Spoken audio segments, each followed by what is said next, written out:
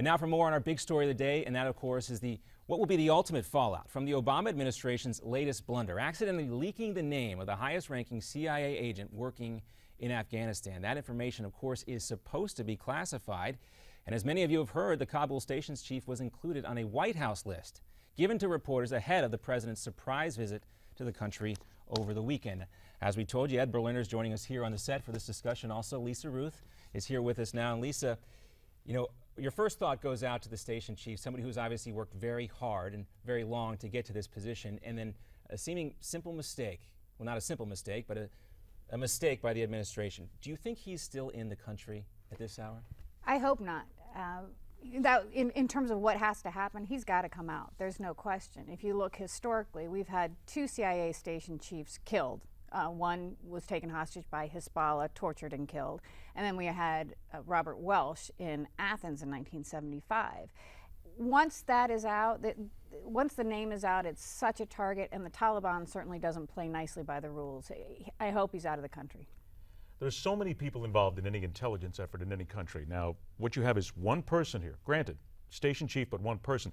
So I'm wondering, what is the overall intelligence damage then when you consider the entire region, not just Afghanistan, but the entire region, and how the ripple effect is going to affect not only any investigations there, but what may be happening throughout the Middle East? Well, sure, it's huge. And again, you're looking at what the Taliban is probably going to do now is look back who he meets with, who he has met with.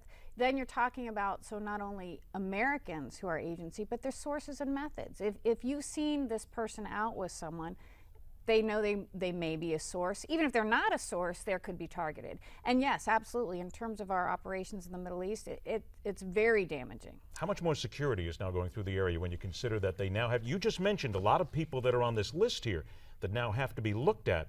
So what would you imagine now is the fanning out of personnel to try and protect all of these ancillary people? Well, unfortunately, the fact is I don't think you can. I think you have to pull them out at this point. You're talking about an area which is very insecure anyway, and to try to keep these people secure, incredibly difficult.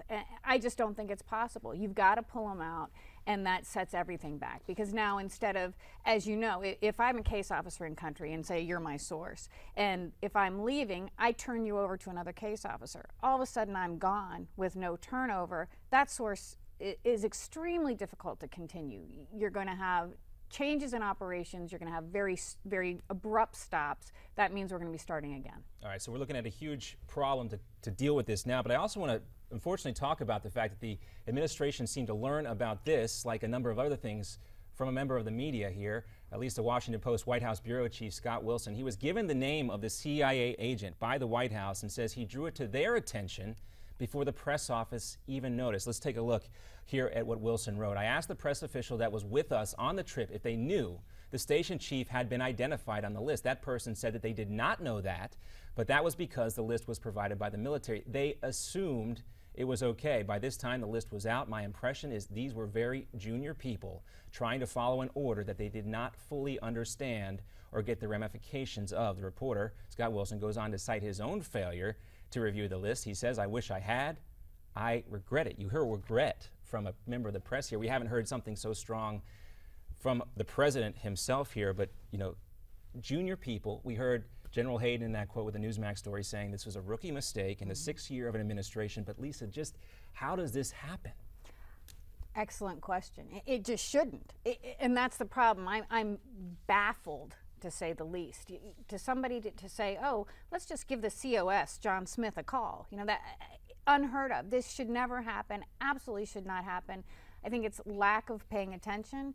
But, you know, the fact is the White House has had some leaks since their time in office. It's really not the only one we've had. We will talk about, you know, some of the steps that the White House has taken also, and other Democrats as well, including Dianne Feinstein, in just a second. But I also, Lisa, want to make some comparisons here with what happened, of course, with Valerie Plame, the former CIA officer who was outed by Scooter Libby in the vice president's office here. You know, Valerie Plame, we had special investigations. I believe a special counsel was appointed to investigate that. There was criminal charges brought against Scooter Libby here. What do you think about the comparisons that are being made between the Valerie Plame case in this instance? Well, there certainly are organizations out there trying to bring charges against the White House for this and other leaks. There has been in my opinion, a very consistent lack of paying attention to the details, lack of security. And, you know, yeah, of course, how can you say it was okay for the White House to do it because they're the White House, but all these other people can't do it? There is damage. There is damage to people, there's damage to sources, there's damage to intelligence. This is something that cannot happen, and if there are no repercussions, it will continue to happen. And a lot of folks might remember, of course, Valerie Plame and her emotional pleas to Congress and the fallout of what happened. Let's go ahead and play a soundbite real quickly of Valerie Plame testifying before a congressional committee, I believe. It was not common knowledge on the Georgetown cocktail circuit that everyone knew where I worked. But all of my efforts on behalf of the national security of the United States, all of my training, all of the value of my years of service were abruptly ended when my name and identity were exposed irresponsibly. You can kind of get a sense of her emotions there, a lifetime of work. In that case, at least we know now was more politically motivated than what we believe this one to be at this point. But that really gives you a real sense of her struggle emotionally on the wake of what happened to her. And again, you're talking about, I know there's a lot of movies, so you kind of forget that these are real people out here. That's an excellent point. This is the CIA, but there's so much that goes into it. The CIA station chief in Kabul has spent, as you said, his entire career, or her entire career, building this, helping agents and officers to build this. Being in Afghanistan means this is somebody who has extensive experience, extensive reach. All of a sudden, where can you send this person? Even if you and I don't know the name, people do. Where are you going to send them? To Cyprus? To Beirut? Where? And he might not necessarily, he or she might not necessarily want to have a book deal, as Valerie Plame got, so they might not want the spotlight afterwards, which is, I guess, the fallback position you have to take when your career has basically been ended through no fault of your own here. You know, we talked about Dianne Feinstein's efforts to create an investigation into the leaking of whatever the information was following the enhanced interrogation techniques. She was very angry about that. Should we expect the exact same anger? You know, anger has been such a common theme coming from the White House and Democrats lately, but should we expect that same type of anger from Dianne Feinstein based on this leak? I hope so. Do I expect it? No, I don't. You know, I think that this is going to get brushed over as a mistake, as you said. We're sorry it was on the list. But the reality is, it should be held, somebody needs to be held accountable. I haven't seen that. I don't think it's going to happen, unfortunately. The thing you mentioned, you said junior officials earlier, and that kind of caught my ear right here, because we're talking about the names included on a list provided by the U.S. military, given to the White House, then vetted from there, then turned out from there. I often wonder, it always used to be very high-ranking officials or people with a lot of knowledge who would be in these positions. We're not talking about juniors here. We're talking about people that spent a lot of years, knew what they were doing.